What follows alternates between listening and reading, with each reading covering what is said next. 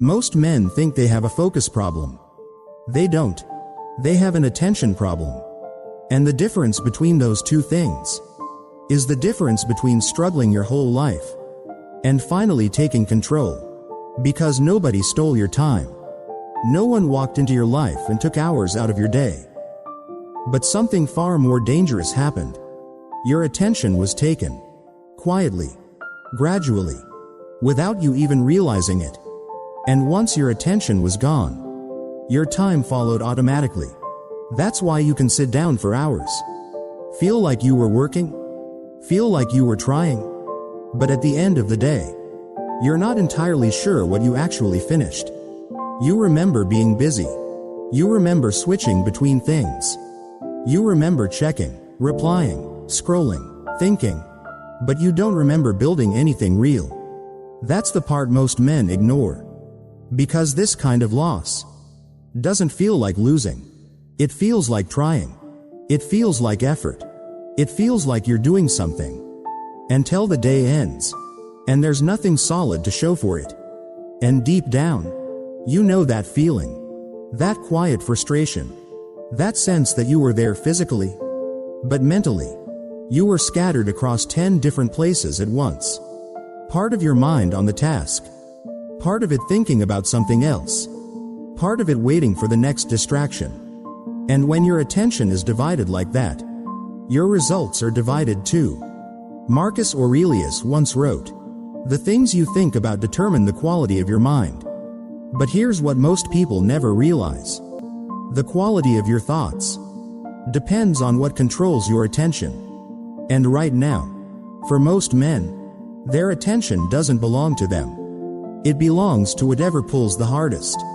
Notifications, algorithms, endless scrolling, quick hits of stimulation that train your brain to keep switching instead of staying. So when you try to focus, it feels unnatural, heavy, almost impossible. Not because you're weak, but because your mind has been trained to escape. And here's the truth you need to hear. Your focus is not broken. It was trained away from you. And anything that was trained can be retrained. In the next 35 minutes, you're not going to try harder. You're going to understand what actually happened. And more importantly, how to take it back. Step by step. Starting right now. Before we go further, type this in the comments. My attention belongs to me. And mean it. Because that decision is where everything changes. You don't have a focus problem. You have a pattern. And that pattern is running your life without you even noticing it. Because what feels like losing focus is actually something much more dangerous. You've been trained to leave. Every time something gets slightly difficult, your mind looks for an exit. Not consciously. Automatically. You open your laptop to work. And within minutes, something pulls you away. A thought. A notification. A random urge to check something. And you follow it. Not because you decided to, but because it feels easier than staying. That's the pattern. Stay feels heavy. Switch feels relief. So your brain learns. Escape equals comfort. And over time, it stops asking for permission. It just leaves. Again and again. And here's the part most people don't want to admit. You are not distracted. You are addicted. Addicted to switching. Addicted to novelty. Addicted to the small hit of something new. Because every time you check your phone, every time you refresh, every time you jump to something else, your brain gets rewarded. A small hit of dopamine. A quick sense of relief. A moment of stimulation. And your brain remembers that. It learns fast. Faster than your discipline can keep up. So now, when you try to focus, you're not just trying to work. You're fighting a trained response. A loop that says, leave this, find something easier. That's why it feels exhausting. That's why you get tired so quickly. Not from the work itself, but from resisting the urge to escape it. And the more you fight it with force, the worse it gets. Because force creates tension. And tension makes escape even more attractive. So you push harder? You try to lock in. You tell yourself to focus? And within minutes, you're gone again. Back to scrolling. Back to switching. Back to being everywhere, except where you need to be. And at the end of the day, you tell yourself the same lie. I'll do better tomorrow. But tomorrow comes, and the same pattern repeats. Because nothing changed. The environment didn't change.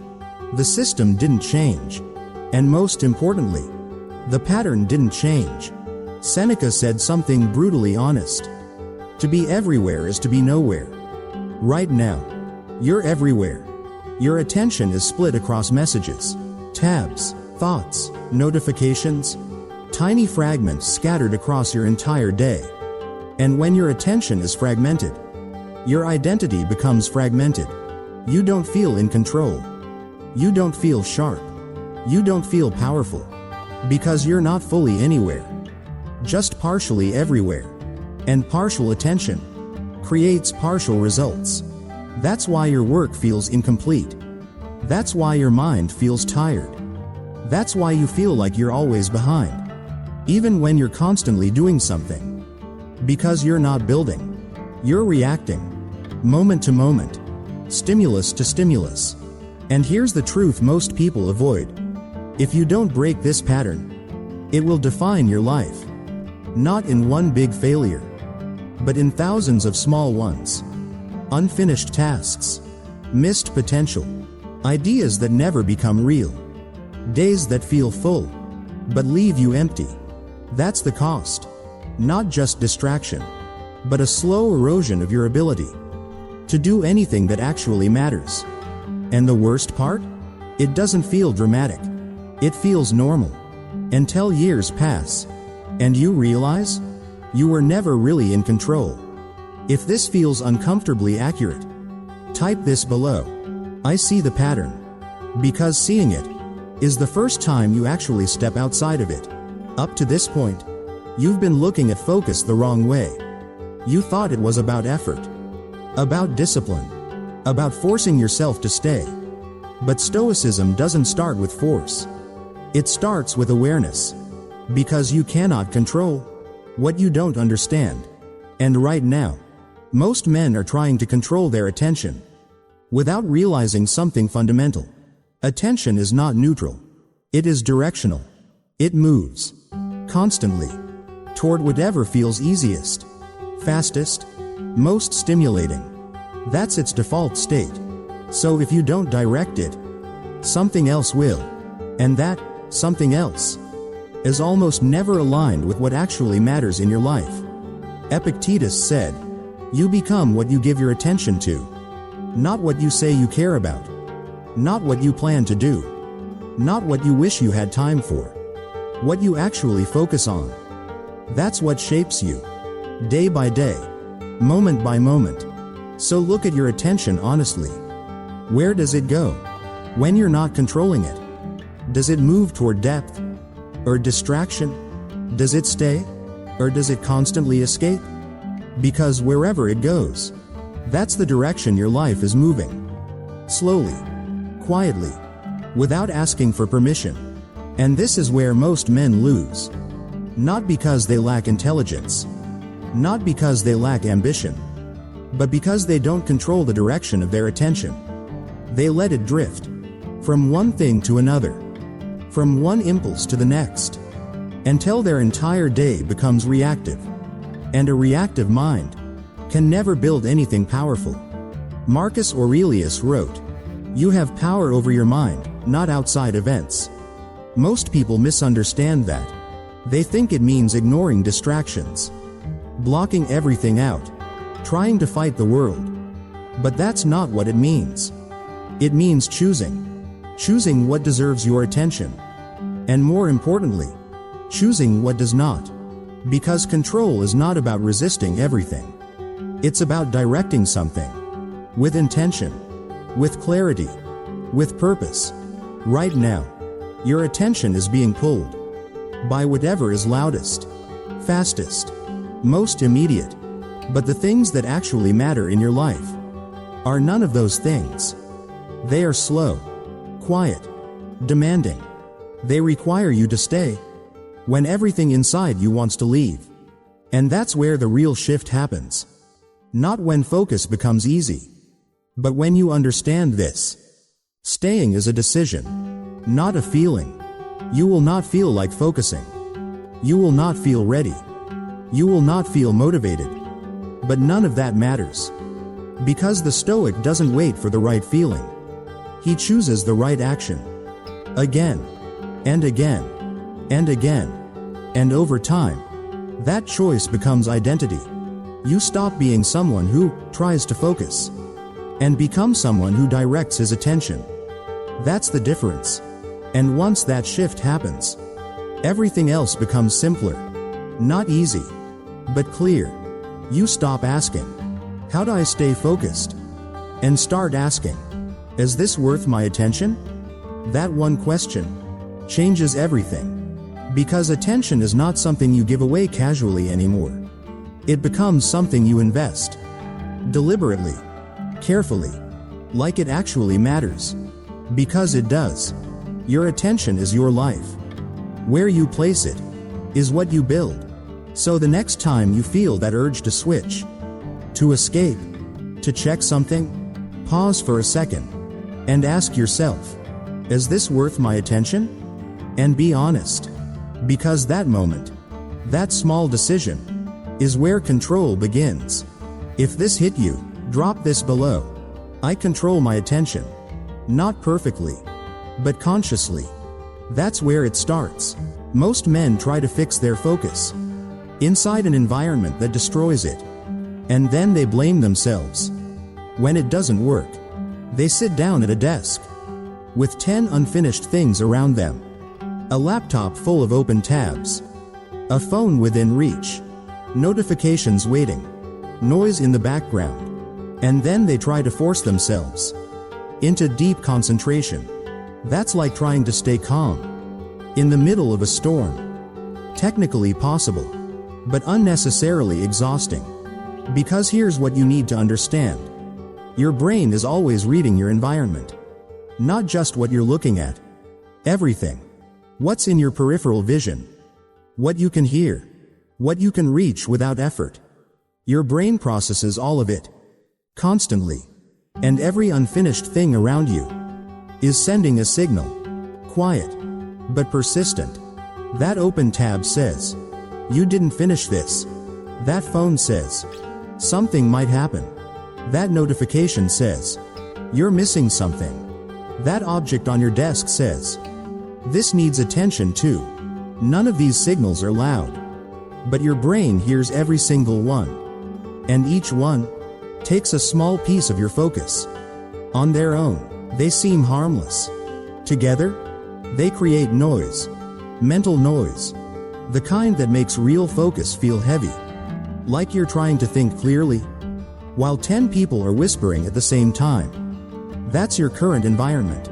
And no amount of discipline can fully override that. So stop trying to fight it. Change it. Because control doesn't start in your mind. It starts in your surroundings. Epictetus said, first say to yourself what you would be, and then do what you have to do. Most people skip the second part. They decide what they want to do, but never prepare the conditions for it. They sit down hoping focus will happen, instead of designing it. So here's what you do. Before you try to focus, you remove everything that competes with it. Not some things. Everything. Close every tab, except the one you actually need. Not later. Now. Because every extra tab is a potential escape. Then your phone. Not silent. Not flipped. Gone. Out of reach. Out of the room. Because a phone within reach keeps part of your brain on standby. Waiting. And a mind that is waiting is not fully present. Then your physical space. Clear it. Not organize. Clear. If it's not related to the task, it doesn't exist. Not for now. Not for this moment. You're not throwing it away. You're removing its signal. Then sound. If you can control it, make it quiet. If you can't, use headphones. Even without music. Because headphones send a message to your brain. This is a closed space. This moment is different. And your brain responds to that. Faster than you think. What you're doing here is not cleaning. You're eliminating friction. You're removing every small pull that competes with your attention. So that when you sit down, your brain doesn't have to fight. It can settle. It can land. It can stay. And that changes everything. Because focus is not something you force. It's something you allow. You remove the noise, and the mind follows. You simplify the environment, and attention simplifies with it. And suddenly, what used to feel difficult starts to feel natural. Not because you became stronger, but because you stopped making it harder than it needed to be. If you're ready to change your environment, type this: I control my space. Because once you control your space, controlling your mind becomes a lot easier. At this point, you understand the problem. You've seen the pattern. You've cleaned your environment. Now comes the part most men avoid: training. Because focus is not a switch. It's a muscle. And right now, for most people, that muscle is weak. Not broken. Not gone. Just untrained. And like any muscle, you don't fix it in one session. You build it. Gradually. Consistently. Without skipping steps. But here's where most people go wrong. They try to go too big. They sit down and think, I'm going to focus for an hour. And within minutes, they fail. Not because they lack discipline, but because they skip the process. So we do the opposite. We go small. 5 minutes. That's it. 5 minutes of real focus. One task. No switching. No checking. No escape. And for most people, that already feels harder than it should. Because your brain is not used to staying. It's used to leaving. So the moment you start, the resistance appears. A thought.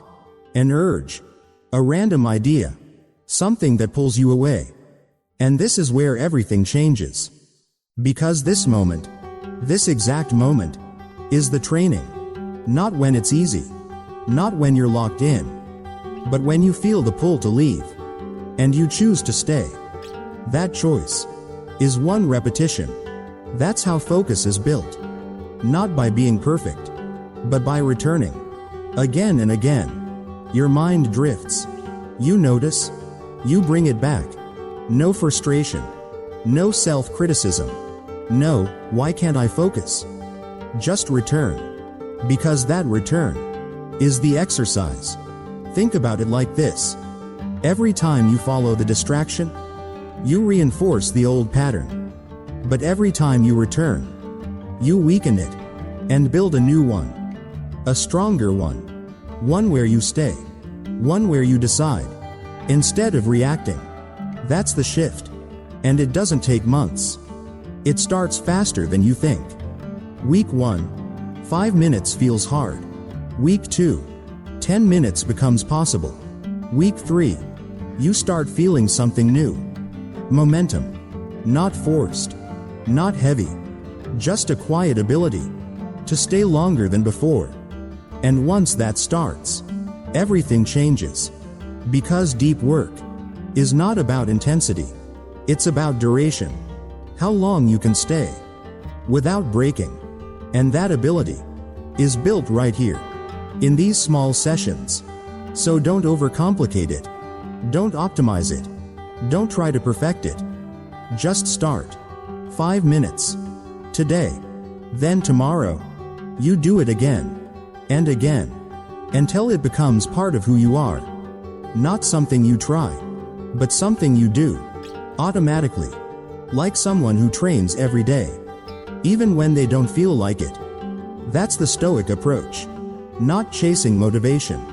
Building discipline through repetition. Quiet. Consistent. Unbreakable. If you're serious about fixing your focus, type this below. I train daily. Not perfectly, but consistently. That's what actually works. There's something you've been telling yourself for a long time. Something that feels true. Something that even makes you feel capable. I'm good at multitasking. You believe you can handle multiple things at once. That you can switch quickly, respond fast, keep everything moving at the same time. It feels efficient. It feels productive. It feels like control. But it's not. It's the opposite. Multitasking is not a skill. It's a habit. And it's costing you more than you realize. Because your brain cannot do two complex things at once. It doesn't process in parallel. It switches rapidly, back and forth, from task A to task B, back to A, then something else, then back again. And every switch has a cost. Not a big one, not obvious, but real. A fraction of a second, a small reset, a tiny loss of momentum.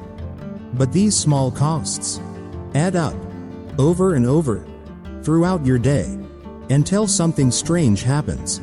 You're working, but never fully in the work. You're thinking, but never deeply. You're moving, but not progressing. Because you're always in transition. Never fully arrived. Studies show something most people ignore. After an interruption, it can take over 20 minutes to fully return to the original task. Now think about your day. How many times do you switch? Not once. Not twice. Dozens. Every hour. Which means you're not working in focus blocks. You're working in fragments. Constantly restarting. Constantly rebuilding context. Constantly losing depth. And here's the part that hits hardest. You've gotten used to it. This fragmented state feels normal now. So when you finally try to focus deeply, it feels uncomfortable, slow, almost wrong, like something is missing. That something is stimulation. Your brain is waiting for the next switch, the next input, the next distraction, because that's what it's been trained to expect. Seneca said, "To be everywhere is to be nowhere." And that's exactly where most people are. Everywhere. Messages, tabs, thoughts, notifications, tiny pieces of attention, spread across everything. And when your attention is everywhere, your results are nowhere. Not because you didn't try, but because you never gave anything. Your full self. That's the cost of multitasking. Not just lower productivity, but lower quality. Lower clarity, lower control. You end up doing more, but achieving less. And over time, that gap grows between what you're capable of and what you actually produce. That's the silent damage. Not obvious, but constant. And the fix is simpler than you think. Not easier, but simple. One thing at a time. One screen. One task. One direction. No switching. Until it's done. Because the moment you stop switching, you stop leaking energy. You stop resetting your mind. You stop breaking your own momentum. And something powerful happens. Your thinking deepens. Your work sharpens. Your output changes. Not because you became smarter, but because you finally stayed long enough to use what you already have. If this changed how you see multitasking, type this: one thing at a time. Because that shift alone will change your results more than anything else. Now bring everything together. Not as ideas, as a system. One task at a time. No switching. Protect your peak hours. That window each day, when your mind is sharpest. Don't waste it on easy tasks. Use it for what actually matters. Decide before you start. So when you sit down, you don't think. You execute. And stop working against your energy. Focus in blocks. 45 to 90 minutes. Then step away. Real break. No scrolling. No stimulation. Let your mind reset. Because rest is not weakness. It's fuel. This is how control is built. not through motivation, but through structure. Repeat this daily, and your focus stops being something you chase and becomes something you own. Your focus was never gone. It was taken by habits, by systems, by years of small distractions. But now you see it. And once you see it, you can change it. Not all at once, but one decision at a time. Marcus Aurelius said, "You have power over your mind. Not everything. Just that. And that's enough. Because where your attention goes, your life follows." So next time you sit down to work, don't bring a scattered version of yourself. Bring all of you. One task. Full attention. No escape. And watch what happens. If you want control back, subscribe. Because most men don't lack effort. They lack focus. And that's exactly what we fix here.